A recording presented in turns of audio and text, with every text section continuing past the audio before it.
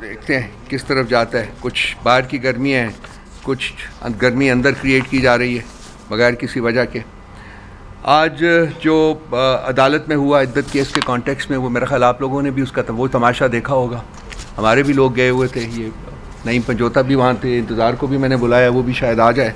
انہوں نے بھی اپنی آنکھوں سے دیکھا کہ اندر کس قسم کی زبان بولی گئی. مانیکا صاحب نے خان صاحب کی ذات کے بارے میں کیا کیا القاب جو ہیں وہ بیان کیے, کس کس طریقے سے انہوں نے انتہائی غلیظ اور گندی زبان استعمال کی.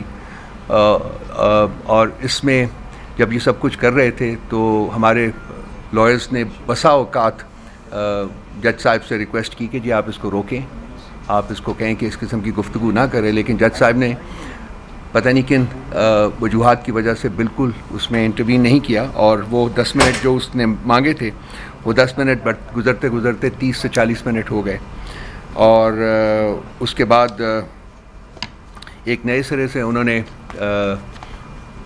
جج صاحب میں اپنی لیک آف کانفیڈنس کا اظہار کیا, اور جج صاحب نے فوری طور کے اوپر کہا, جو کہ پہلے وہ انکار کر چکے ہوئے تھے, کیونکہ پہلے بھی انہوں نے کہا تھا جی کہ ہمیں آپ میں فیتھ نہیں ہے اور آپ اس کیس سے علیحدہ ہو جائیے.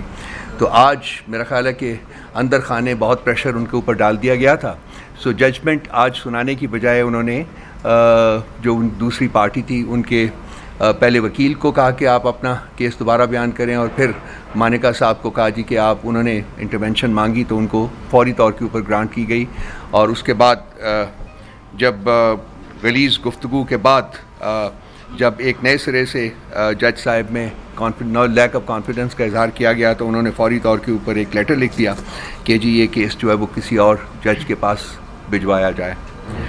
میرا خیال ہے کہ ہر ایک بندہ جس کے پاس شاید آنکھیں نہیں بھی ہیں اس کو بھی نظر آ رہا ہے کہ جج صاحب کے اوپر کس قسم کا پریشر ڈالا گیا ہوگا, کس کس قسم کی ان کو دھمکیاں دی گئی ہوں گی, کس کس طریقے سے ان کو انٹیمیڈیٹ کیا گیا ہوگا کہ انہوں نے سزا نہیں دینی, آج کیس کا فیصلہ نہیں سنانا. اور اسی لیے ہی آج یہ کیس جو ہے ایک اور جج کے پاس چلا گیا ہے. وہ اب میرا خیال ہے کہ گرمیوں کی چھٹیوں کے بعد کہیں کیس لگوائیں گے.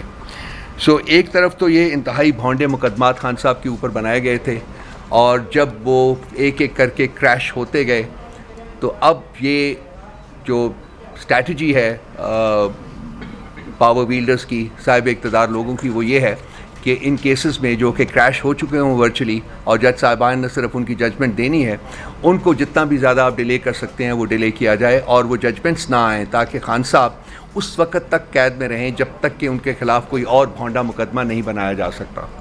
آپ بھی جانتے ہوں گے کہ توشہ خانہ کا ایک مقدمہ جس میں کہ سزا جو ہے وہ سسپینڈڈ ہے, اور ہم اس کی کواشمنٹ کی درخواست دے چکے ہوئے ہیں. توشہ خانہ کے اوپر ایک اور مقدمہ جو کہ آئی تھنک چوتھا مقدمہ ہوگا, کتنا چوتھا مقدمہ جو ہے وہ بنانے کی تیاریاں ہیں. اور ایک لا ہے جس کے تحت کہ ایک قسم کی سزا کے اوپر صرف ایک مقدمہ بن سکتا ہے. تو یہ بھی ایک بڑی گروس قسم کی ایبریشن ہوگی جس میں کہ یہ ایک ہی جرم کے کانٹیکس میں چوتھا مقدمہ جو ہے وہ بنانے جا رہے ہیں. سو آبجیکٹو یہ ہے کہ جی اس مقدمے کو بنا کے اس میں سزا دلوائی جائے پہلے, اور اس کے بعد پھر اگر یہ جو باقی مقدمات ہیں جو کہ کریش ہونے کے قریب ہیں بلکہ ہو چکے ہوئے ہیں, پھر ان کو ٹھیک ہے جی کریش ہونے دیا جائے. لیکن خان صاحب کو جو ہے وہ جیل میں اور وقت جو ہے وہ گزارنا پڑے گا, بالکل ویسے ہی جیسے کہ شاہ محمود قریشی صاحب کے اوپر, جب کہ ان کو نظر آ رہا تھا کہ ان کی بھی سائفر کے کیس میں رہائی ہو جائے گی, تو ان کے خلاف بھی انہوں نے کوئی 8-9 مقدمے ایک ہی گو میں 8-9 مقدمے جو ہے نا, اور مئی 9 کی جو ڈسٹربنسز تھی اس کے کانٹیکس میں ان کو لگا دیا. سو اگر سائفر کے کیس میں وہ آزاد ہو بھی جاتے ہیں تو پھر بھی وہ جیل میں رہیں گے, اور باقی کیسز جو ہے نا ان کو فائٹ کرنا پڑے گا. دیکھیے یہ جو کچھ بھی ہے, میں نے چھوٹی سی ذرا تفصیل آپ سے بیان کی ہے, یہ مطلب اس میں کہیں انصاف نظر نہیں آتا, اس میں کہیں بھی کوئی ایسی چیز نہیں نظر آتی جس سے کہ انسان کا کانفیڈنس ریاست کے سٹرکچر میں بنے کہ ریاست جو ہے چلیں اب تھوڑی سی امپروو کر رہی ہے اور آگے بڑھنے کا راستہ جو ہے اس کو کوئی مل رہا ہے. جو دن گزرتے ہیں اور ہر گزرتے دن کے ساتھ ایسا لگتا ہے کہ ریاست اور ریگریس کر رہی ہے. ریاست کے جو انسٹیٹیوشنز ہیں ان کے اوپر اسٹیبلشمنٹ کی جو پریشر ہے وہ اور بڑھتا جا رہا ہے, اور آج کا کیس ایک ٹپیکل اگزامپل ہے اس چیز کی کہ جو ریاست ہے اور ریاست کے کرندے اور جو جن کے پاس طاقت ہے، جو پاور ویلڈرز ہیں، ان کی حد الوسع کوشش یہ ہے، اور یہ اس کو ڈیفینیٹلی انشور کریں گے کہ خان صاحب کو جیل سے باہر نہیں آنا چاہیے، اور وہ اسی صورت میں ممکن ہے جبکہ ان کے کیسز کا فیصلہ جو ہے وہ نہ ہونے دیں. سو آج کا جو سین ہے وہ اس حالت میں بھی اپنے گروسم اور سکننگ قسم کے کنٹرولز کے ساتھ پھر انیکٹ ہوگا، شاید کتنی دفعہ انیکٹ کرنا پڑے.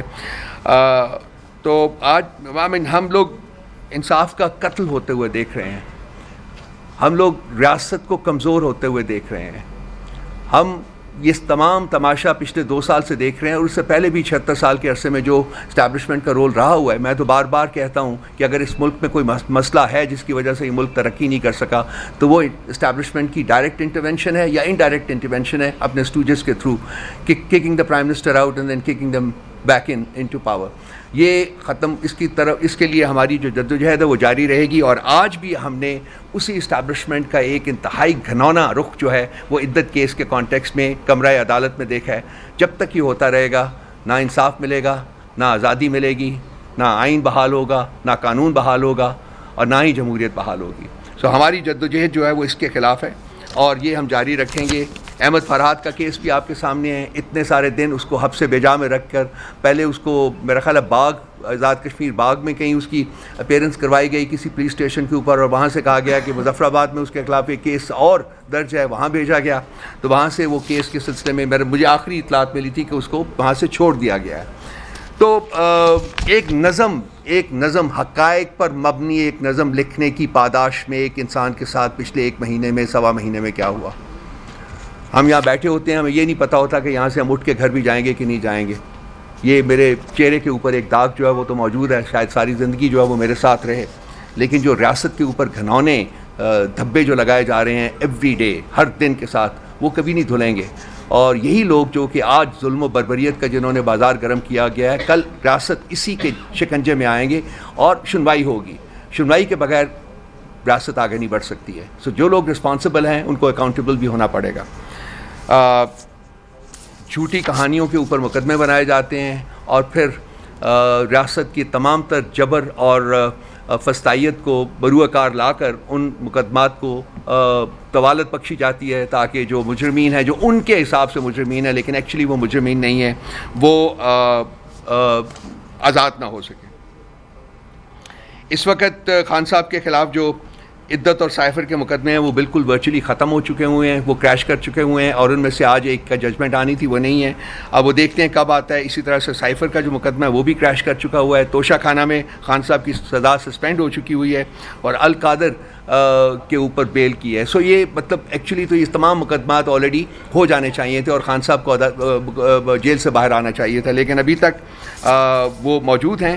اور ہمیں خوف ہے وہ اس چیز کا ہے کہ اور مقدمات بھی عنقریب جو ہے وہ ان کے خلاف رجسٹر کیے جائیں گے. سو یہ تو آج کا جو ہوا ہے گنت، اس کی کچھ کہانی ہے. باقی کچھ ہمارے پی ٹی آئی کے ایک نیریٹو کے بارے میں کچھ مسگیونگس کریٹ کی جا رہی ہیں، اور ہمیں پتہ ہے کہ ان کے پیچھے کون سی طاقتیں کار فرما ہیں. ایک تو 1971 کا جو ڈیبیکل تھا اس کے بارے میں بہت سی مسگیونگس کریٹ کی جا رہی ہیں.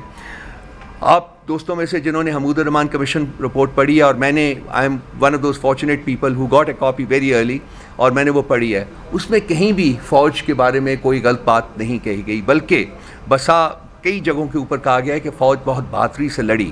It was a failure of the leadership. اور اس میں ایک شخص کی بات بار بار کی گئی ہے جس کا نام تھا جنرل یحییٰ خان، آغا محمد یحییٰ خان، کہ اس نے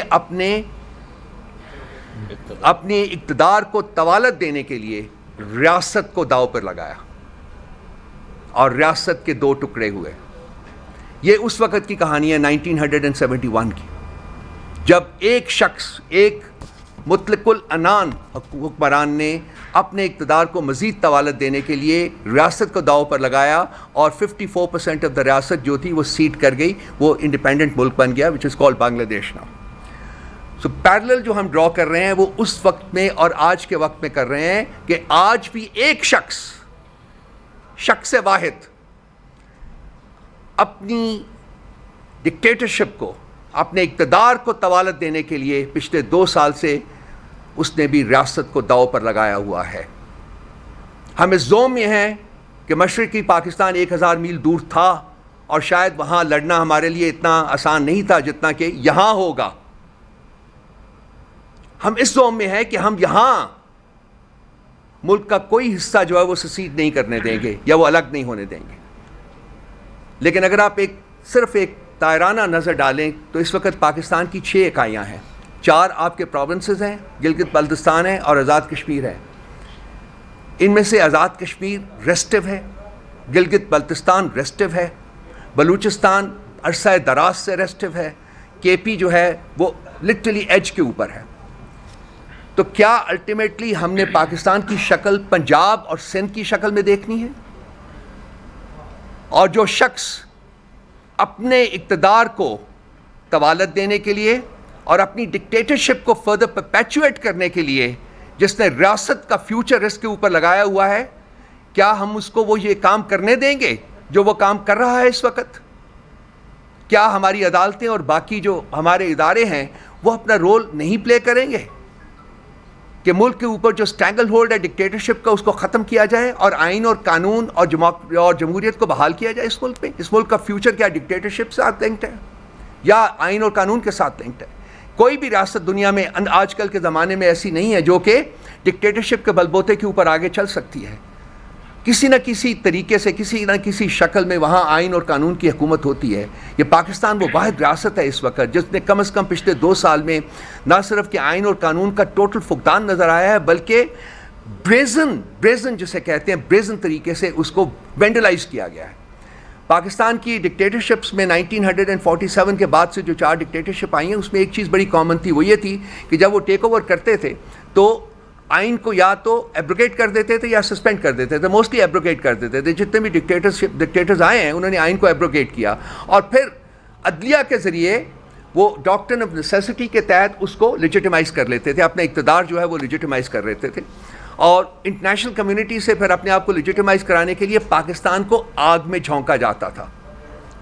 وہ سوویت یونین کے خلاف لڑائی ہو انڈر ضیاء الحق یا وہ مشرف کے دور میں آور وار آن ٹیرر ہو, امریکہ کی وار, اس کا حصہ اس میں صرف اور صرف پاکستان اور پاکستان کے عوام نے سفر کیا. آج پاکستان جو اکنامکلی کیپٹیو ہویا ہوا ہے, لٹرلی پینیز کے لیے وہ اب اپنا کشکول لے کے ساری دنیا میں پھر رہا ہے, اس کی سب سے بڑی وجہ پاکستان کی ڈکٹیٹرشپس ہیں. اور یہ 2 لڑائیاں ہیں ادر دین دو small wars, lesser important wars جو کہ پاکستان نے لڑی. آج اس خطے کے اوپر آپ نظر ڈالیں تو جو امریکہ ایک اور لڑائی یہاں لڑنے کی تیاری کر رہا ہے اور وہ لڑائی ہے کنٹین چائنا کی لڑائی, اور پاکستان انڈائریکٹلی اس کا بھی حصہ اس میں بھی اپنا حصہ ڈالنے کی تیاری کر رہا ہے. اگر یہ ہوتا ہے تو پاکستان کا اپنا وجود جو ہے وہ خطرے میں پڑے گا. وہ آلریڈی کوئی زیادہ سیف نہیں ہے, لیکن اگر اس قسم کی لڑائی میں اگر پاکستان حصے دار بنتا ہے تو وہ پاکستان کا جو سروائیول ہے وہ خطرے میں پڑے گا. تو یہ وہ چیزیں ہیں جو کہ بیسیکلی جو ہماری لڑائی فوج کے ساتھ نہیں ہے, ہماری لڑائی شخص واحد کی آبجیکٹیوز کے ساتھ ہے, اپنے اقتدار کو طوالت دینے کا جو ان کا ایک انفیچویشن ہے ان کا, اس کے ساتھ ہے. اس سے ملک نے سفر کیا ہے, اس سے ملک ابھی بھی سفر کر رہا ہے اور سفر کرتا رہے گا اس وقت تک جب تک کہ یہ انفیچویشن ود ڈکٹیٹرشپ ختم نہیں ہوتی اور آئین اور قانون کو بحال نہیں کیا جاتا. سو یہ لڑائی ہم نے لڑی ہے, یہ لڑائی ہم لڑ رہے ہیں اور یہ لڑائی ہم لڑتے رہیں گے اس وقت تک جب تک کہ ملک میں آئین اور قانون بحال نہیں ہوتا. ابھی کوئی 203 مقدمات ہیں خان صاحب کی ذات کے اوپر, اور وہ مقدمات جو ہیں وہ اپنی مختلف سٹیجز جو ہیں اس کے اس سے گزر رہے ہیں. میں چاہوں گا کہ جی آئی نو میں ہاں ایک سیکنڈ اور جو میں بھول گیا تھا اس میں, انہی مقدمات میں چونکہ ان کو کوئی پروف نہیں مل رہا تو انہوں نے ملک ریاض کو جو بحریہ ٹاؤن کے آرکیٹیکٹ ہیں ان کو اوپر پچھلے سوا سال سے بہت پریشر ڈلا ہوا تھا. مجھے ذاتی طور کے اوپر بھی علم تھا کہ کس طریقے سے اس کو پریشرائز کر رہے ہیں, اس کو ملک چھوڑنا پڑا تھا. لیکن وہ کہتے ہیں کہ پتہ نہیں کس وقت خدا اپنا خوف ڈال دیتا ہے لوگوں کے دلوں میں. شاید اس کے دل میں بھی خوف ڈلا اور اس نے کہا کہ میں اس کا ایک پولیٹیکل جو ایک یہاں لڑائی ہو رہی ہے اس کا حصہ نہیں بنوں گا. اس کی آپ کو پتہ ہے کہ اس کی جتنی بھی پراپرٹیز ہیں اس کے بارے میں بہت سے ایکشن لیے گئے ہیں. کل رات کو بحریہ ٹاؤن راولپنڈی میں ایک اسالٹ بھی کیا گیا, ایمبوش کیا گیا اور وہاں سیل کر دیا گیا اس گھر کو, اور ریکارڈ جو تھا وہاں کا سارا وہ قبضے میں لے لیا گیا. لیکن اس کے بعد پھر ایک ملک ریاض کی ایک اسٹیٹمنٹ آئی ہے کہ میں کسی صورت میں اس لڑائی کا حصہ نہیں بنوں گا, میں اپنا بزنس جو ہے وہ جاری رکھوں گا.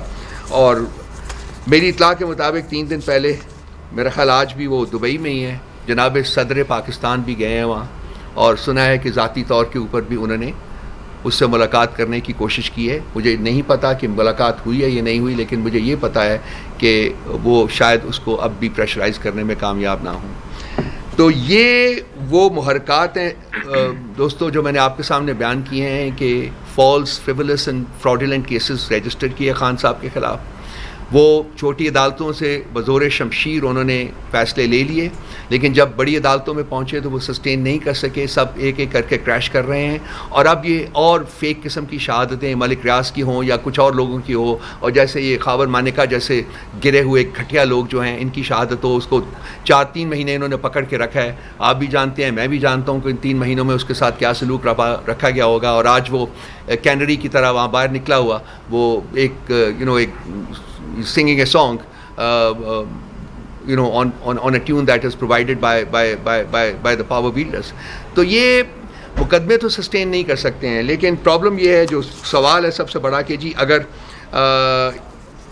انصاف کے تقاضے پورے نہیں ہوتے, اور ہمیں لگ رہا ہے کہ جو بڑی عدالتوں میں کچھ تازہ ہوائیں چلی تو ہیں, لیکن جو دوسری طرف جو قوتیں بیٹھی ہوئی ہیں ان کو یہ معاملات بالکل ٹھیک لگ نہیں رہے. اور کل آپ نے پرائم منسٹر پاکستان کے prime minister, so called prime minister, fraudulent prime minister کی آپ نے تقریر سنی ہوگی جو انہوں نے جوڈیشری کے خلاف کی ہے, جس میں انہوں نے انتہائی غلط زبان استعمال کی ہے ان ججز کے بارے میں جو کہ آزادانہ فیصلے کرنا چاہ رہے ہیں.